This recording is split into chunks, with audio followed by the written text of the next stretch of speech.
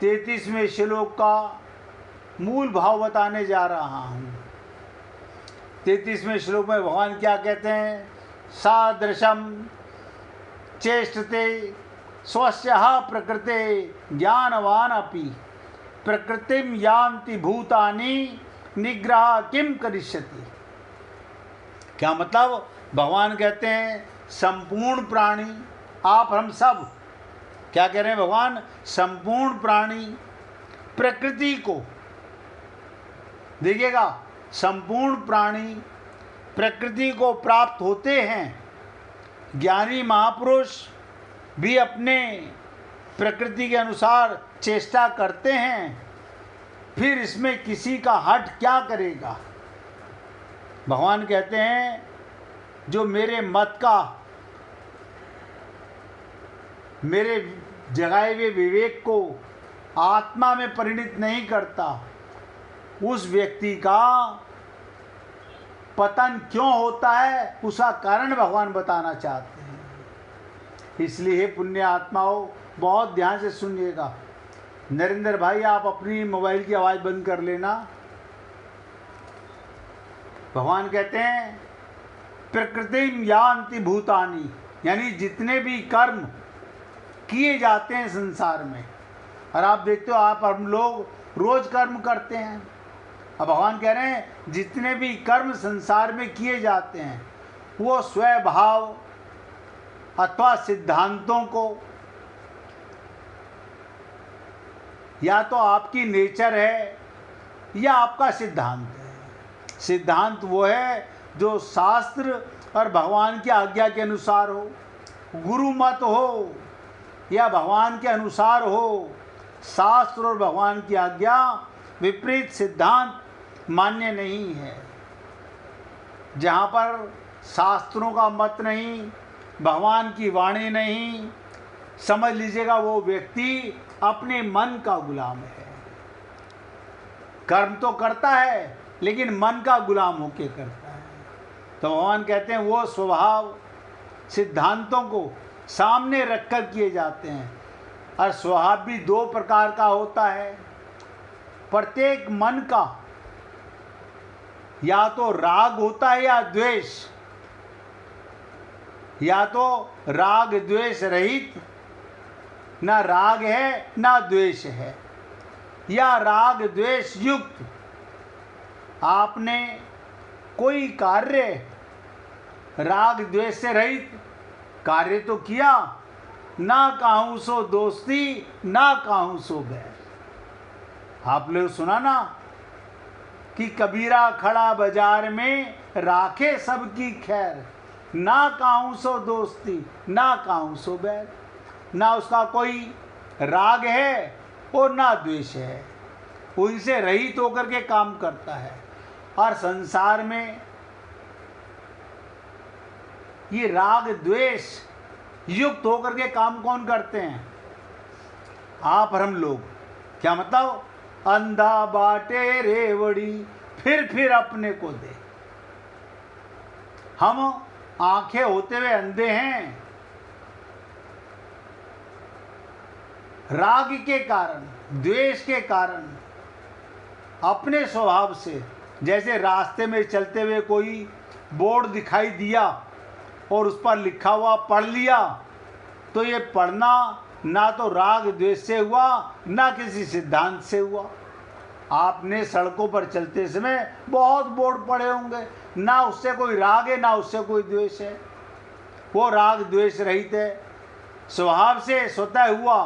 किसी मित्र के, ध्यान दीजिए, अब ऐसे में किसी मित्र का पत्र आने पर उसे राग पूर्वक पढ़ते हैं। अगर हमारे किसी मित्र का, प्रेमिका का, परिवार के लोगों का पत्र आ जाए, उसे हम राग पूर्वक पढ़ते हैं। और शत्रु का पत्र आने पर उसे द्वेष पूर्वक पढ़ते हैं। व्यापारी को कोई नोटिस आ जाए तो बड़े क्रोध में, देखिएगा, आप और हम लोग रोज ही करते हैं लेकिन पकड़ नहीं पाते। तो ये पढ़ना राग द्वेष युक्त स्वभाव से हुआ। गीता, बहुत से लोग अपने घरों में गीता पढ़ते हैं। रामायण आदि सत शास्त्रों को पढ़ना सिद्धांत से पढ़ना हुआ मनुष्य जन्म प्राप्ति के लिए ही है। अब देखिएगा, ये मनुष्य का शरीर किस लिए मिला? परमात्मा प्राप्ति के लिए, धन प्राप्ति के लिए नहीं, ज्ञान प्राप्ति के लिए नहीं, आत्मज्ञान प्राप्ति के लिए, परमात्मा प्राप्ति के लिए। लेकिन हम ऊंची सीट पाना चाहते हैं, बहुत धन कमाना चाहते हैं, नहीं सोचते ना सीट रहेगी ना धन रहने वाला है। जिसके लिए भगवान ने मनुष्य शरीर दिया वो नहीं मिला, तो मनुष्य जन्म परमात्मा प्राप्ति के लिए ही है। ये नोट करो सब के सब, ये मनुष्य शरीर किस लिए मिला है?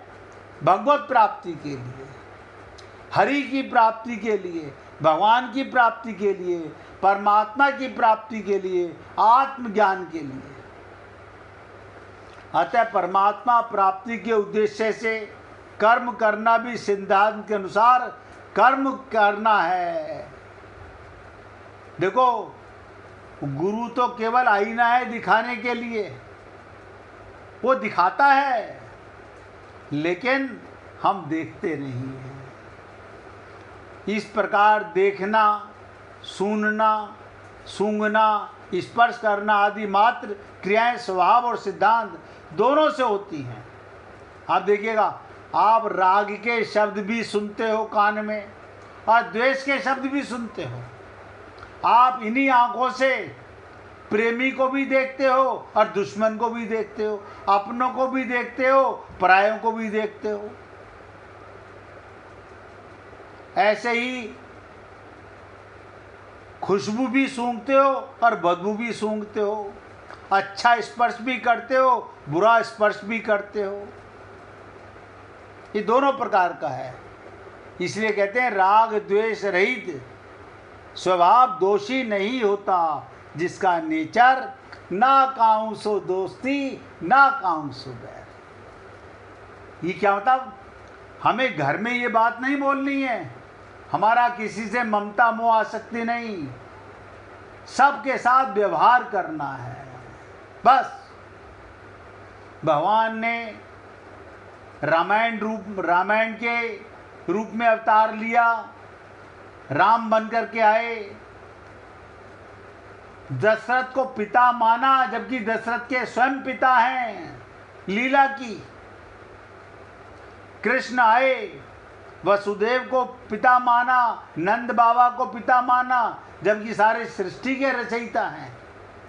भगवान यहाँ व्यवहार करते हैं और आप और हम लोग राग द्वेष में फंस जाते हैं परमात्मा की संतान, लेकिन परमात्मा की लीला तो जानते हैं। पहले आप और हम लोग बहुत रामलीला देखी होंगी, बहुत रामलीला देखने गए होंगे, लेकिन वो सार नहीं समझ सके। बहुतों ने रामायण पढ़ी, सुनी, देखी, लेकिन उस गहराई को कहाँ जान सके। राग द्वेष युक्त स्वभाव दोषी होता है। अगर आपका स्वभाव, आपका नेचर राग द्वेष सहित है, ध्यान दीजिएगा, या रहित है। कर्म तो सब करेंगे, राग द्वेष सहित करोगे या राग द्वेष रहित करोगे। इसलिए राग द्वेष पूर्वक होने वाली क्रियाएं मनुष्य को बांधती हैं। आप हम लोग संसार में क्यों आते हैं? क्योंकि यहाँ आकर पहले इनसे कोई संबंध नहीं था, बस इसी जन्म में इनसे ममता मोह आसक्ति हो गई, अगले जन्म में फिर वहीं जाएंगे। अंतमति सो गति, कहीं नहीं जाने वाले। और ऐसा अनंत जन्मों से होता चला आ रहा है। हमारा स्वभाव अशुद्ध हो गया है और सिद्धांत से होने वाली क्रियाएं उद्धार करने वाली होती हैं। जिसमें स्वभाव शुद्ध होता है, स्वभाव अशुद्ध होने के कारण ही संसार से मानवीय संबंध का विच्छेद नहीं होता। हमने परमात्मा को पाना चाहा, परमात्मा से अपना संबंध नहीं माना। देखो कितनी विचित्र चीज है। यानी जिसको पाना चाहते हैं उसे संबंध नहीं मानना, जिसे नहीं छोड़ना चाहते संसार को उसे संबंध माना। सबसे बड़ी अज्ञानता देखो क्या है। यहां पर आप और हम सब लोग अनंत जन्मों से ऐसे ही फंसे हुए हैं और छल कपट कर रहे हैं, अपने मुंह मियां मिट्ठू बन रहे हैं। अन्यथा इसी देह में, अरे देह में रहते हुए भगवत प्राप्ति होगी, मरने के बाद नहीं। देह में कैसे होगी, इसका क्या कारण है? देह में रहते हुए आपका स्वभाव राग द्वेष रहित हो गया, बस काम हो गया। देखिए कितनी विचित्र चीज है। यानी आपका राग द्वेष रहित हुए नहीं कि भगवत प्राप्ति हुई नहीं। भगवत प्राप्ति कभी कठिन नहीं थी, आज भी कठिन नहीं है, मगर मुश्किल ये है हम अपने नेचर को, स्वभाव को, अपने आप को जान नहीं सके। हम लोग शरीर का कल्याण करना चाहते हैं, आत्म कल्याण की बातें कोई सोचता ही नहीं है। आत्म कल्याण के लिए तो ब्राह्मणों को बुला के वो मंत्र बोल देते हैं और हम समझते हैं हमारे आत्मा का कल्याण हो जाएगा। आप और हम सब लोग अनंत जन्मों से ऐसे ही ठगे जाते हैं, अज्ञानता में जी रहे हैं। अगर ऐसे कल्याण होता तो सारी दुनिया का कल्याण हो जाता। इसलिए हे पुण्य आत्माओं, मैं तो केवल निवेदन कर रहा हूँ, भगवत प्राप्ति के लिए आप अपने आप ये सोच के देखो। एक बार लक्ष्मण जी तीर्थ यात्रा जाने के लिए श्री राम जी से प्रार्थना करने लगे। राम जी ने यात्रा करने की आज्ञा दे दी। आज्ञा देने के बाद राम जी मुस्कुराने लगे। लक्ष्मण जी ने कहा, भगवान दास से कौन सी त्रुटि हो गई जिसके कारण आप मुस्कुरा रहे हैं? राम जी ने कहा, लक्ष्मण समय आने पर खुद ही समझ जाओगे, खुद ही समझ जाओगे। अब आप ही देखिएगा, आप और हम लोग पता नहीं कहाँ कहाँ भटकते रहते हैं, पता नहीं। लक्ष्मण जी तीर्थ यात्रा जाने की तैयारी करने लगे। गुरु वशिष्ठ जी ने यात्रा का मुहूर्त श्रावण शुक्ल पक्ष पंचमी का निकाला। मुहूर्त के अनुसार सूर्य उदय के पहले प्रस्थान करना था। लक्ष्मण जी को तैयारी करते करते रात्रि के 2 बज गए। लक्ष्मण जी सोचने लगे, आज प्रातः 5 बजे यात्रा करनी है, यदि विश्राम करूंगा तो विलंब होगा। जब ब्रह्म मुहूर्त भी होने वाला है, पहले जाकर सरयू जी का स्नान कर लूँ सरयू नदी में। ऐसा निश्चय करके स्नान करने के लिए लक्ष्मण जी सरयू नदी के किनारे पहुँचे। यहाँ बहुत प्रकाश हो रहा था। आप सोचिए, रात्रि को सुबह बहुत प्रकाश हो रहा था। राजघाट पर हजारों राजा महाराजा स्नान कर रहे थे और संध्या करके आकाश मार्ग से चले जा रहे थे। लक्ष्मण जी सोचने लगे, कोई रामनवमी का पर्व तो है नहीं, कोई उत्सव तो है नहीं, फिर इस ब्रह्म बेला में इतनी भीड़ कहाँ से आ गई? लक्ष्मण जी का ये दृश्य देखकर लौट आए। प्रभु राम ने पूछा, लक्ष्मण आज आपके तीर्थ यात्रा जाने का मुहूर्त था, परंतु आप अभी तक स्नान ही नहीं किए। लक्ष्मण जी ने कहा, भगवान आज मैंने एक आश्चर्यजनक, क्या आश्चर्यमयी घटना सरयू जी के किनारे देखी। वो भगवान राम को सारी घटना सुना दी। श्री राम ने कहा, लक्ष्मण, आपने उन लोगों से पूछा नहीं आप कौन हो, कहाँ से पधारे हो? लक्ष्मण जी ने कहा, भगवान, ये तो दास से बड़ी भूल हो गई, मैं संकोचवश कुछ पूछ नहीं सका। वहाँ हजारों लोग स्नान कर रहे थे। बोले, आज मैं पुनः जाऊंगा और सबसे परिचय पूछूंगा। लक्ष्मण जी बोले, फिर जाऊंगा। द्वारा गए, देखते हैं कल की तरह हजारों लोग स्नान कर रहे हैं, लेकिन कोई किसी से बोलता नहीं। लक्ष्मण जी हाथ जोड़कर प्रणाम करते हुए बोले, भगवान, आप लोगों का परिचय जानना चाहता हूँ, जान दीजिएगा। हजारों राजाओं ने कहा, हम लोग काशी, गया, जगन्नाथ, बद्रीनाथ, केदारनाथ, श्रीरंगम, रामेश्वरम, द्वारिकापुरी आदि 68 करोड़ तीर्थ देवताओं का रूप धारण करके, ये कौन है? ये सारे तीर्थ जो मैंने नाम सुनाए आपको, 68 करोड़ तीर्थ देवताओं का रूप धारण करके यहाँ नित्य प्रति अयोध्या का दर्शन और सरयू का स्नान करने आते हैं।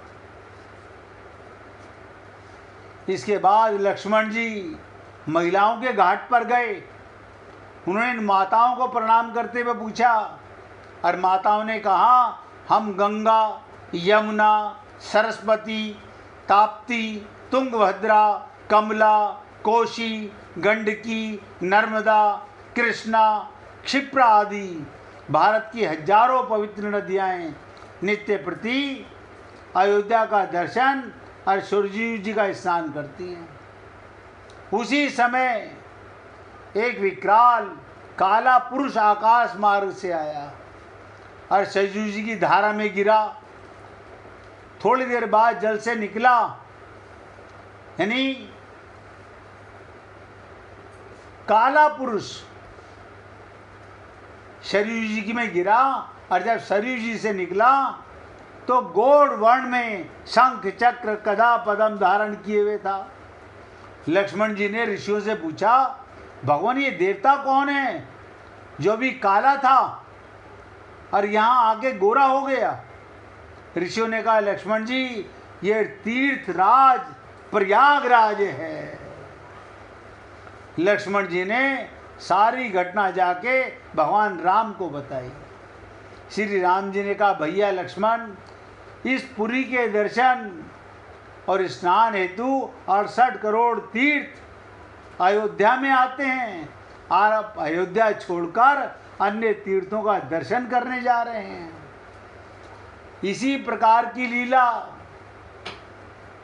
भगवान श्री कृष्ण ने अपने माता पिता नंद बाबा और यशोदा को सुनाई थी कि इस ब्रजपुरी में, यमुना में सारे तीर्थ आते हैं, लेकिन क्या करे ये मनुष्य, माया का मन का गुलाम, भटकाव का आदी है, अनंत जन्मों से भटक रहा है, मन ही मन सोचता है।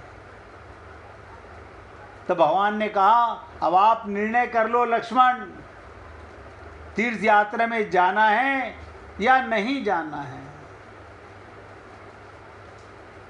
अवधपुरी के सम प्रिय नहीं सोई, ये प्रसंग जाने को कोई। अवधपुरी ममपुरी सुहावन, उत्तर दिश में है सरयू पावन। जहाँ भगवान का अवतार हो, उस भूमि को छोड़कर, उस प्रेम को पाने को छोड़ करके, और सीताराम आचार्य जी ने इससे भी बड़ी अनोखी श्रेष्ठ बात कही। उन्होंने कहा, इस देह में हरि मिलत हैं, यानी आपका हृदय ही ब्रह्मपुर है, जिसमें साक्षात्कार परमात्मा विराजमान है, लेकिन कोई अपने अंदर की यात्रा नहीं करता,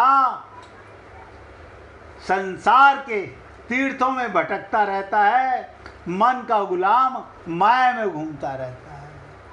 हे पुण्य आत्माओं, बाकी के इस श्लोक की चर्चा 33वें श्लोक की कल करेंगे। अब यहाँ अपने शब्दों को विराम दे रहा हूँ। कोई भक्त भजन सुनाना चाहता है तो सुनाइए, सुनाइए प्रभु।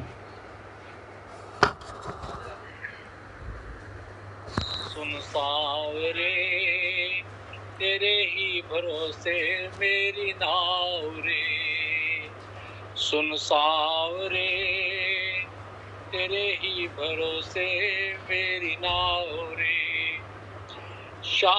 थक से गए हैं अब तो, थक से गए हैं अब तो शाम मेरे पाँव रे।